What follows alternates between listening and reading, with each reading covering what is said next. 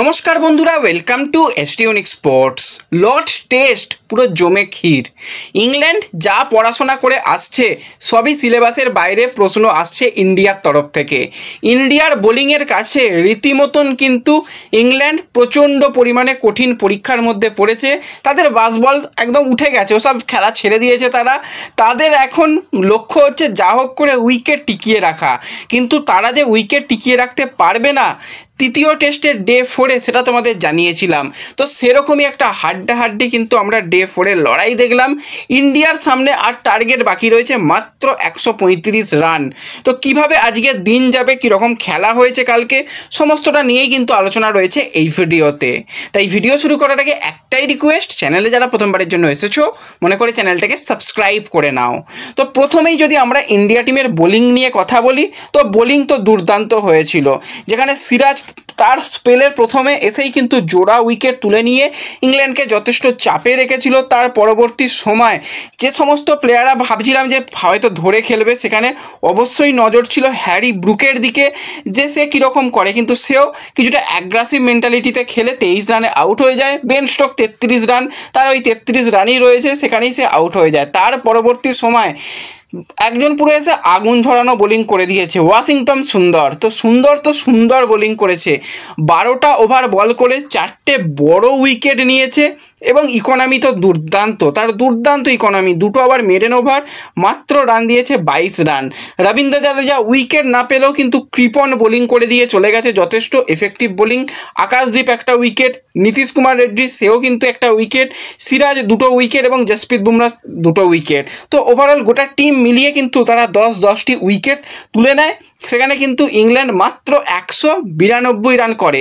লক্ষ্যমাত্রা ছোট, ইন্ডিয়া টিমকে ব্যাট করতে পাঠায়, কিন্তু ইন্ডিয়া টিম নিজেদের ভুলে ভাই উইকেট দিয়ে এসেছে বলতেই হয়। জাসওয়ালের কোনো দরকারই ছিল না ওরকম শট খেলা, একটু ধরে খেলার দরকার ছিল। জাসওয়াল অ্যাগ্রেসিভ মেন্টালিটিতে খেলতে গিয়ে 0 রানে আউট হয়। কেএল রাহুল সে কিন্তু আজকে খুবই গুরুত্বপূর্ণ তার জন্য হতে চলেছে। রান আর খুব বেশি বাকি নেই, মাত্র 135, কিন্তু উইকেটটা বাঁচাতে হবে। কেএল রাহুল 33 রানে কিন্তু নট আউট রয়েছে। করুণ নায়ার তাকে বাদ দেওয়াই ভালো, দরকার নেই, খুব একটা কিছু করতে পারছে না।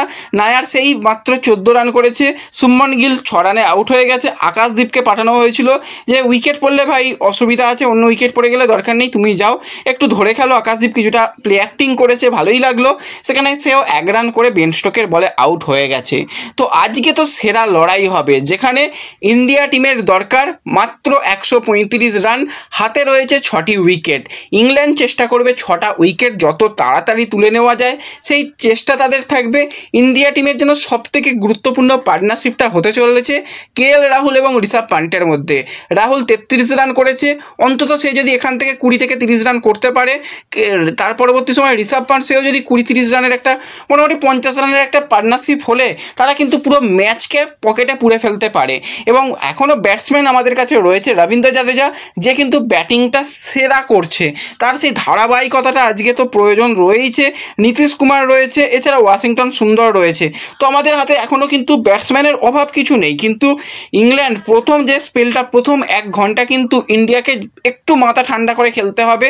ওরা চেষ্টা করবে স্লেচিং করা, নানান রকম অ্যাক্টিভিটি করা, ঠিক আছে, সময় নিয়ে মাথা ঠান্ডা করে, সারা দিন সময় রয়েছে, মাত্র দরকার 135 রান। পিচে যদি দাঁড়িয়ে যায় কোনো প্লেয়ার, এই রানটা চেস করা খুবই সহজ ব্যাপার, কিন্তু উইকেট ভুলভাল শট খেলে দিয়ে এলে হবে না। তারা 6টা উইকেট নেওয়ার চেষ্টা করবে, তাদের কাছেও ভালো বোলিং অপশান রয়েছে।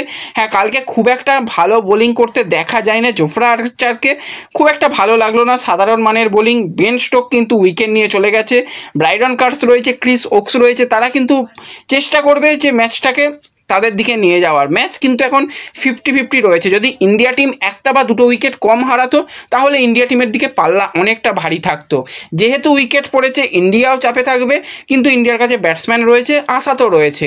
তো ওভারঅল তোমরা এই ম্যাচটাকে কিভাবে দেখছো? ইন্ডিয়া কি পারবে এই লর্ডস টেস্ট জিতে নিয়ে তারা সিরিজের 2-1 করতে পারবে কি? অবশ্যই কমেন্টে জানিও, আর ভিডিও সকল বন্ধুদের সঙ্গে শেয়ার করে দিও। তো দেখা হবে পরবর্তী ভিডিওতে, ধন্যবাদ।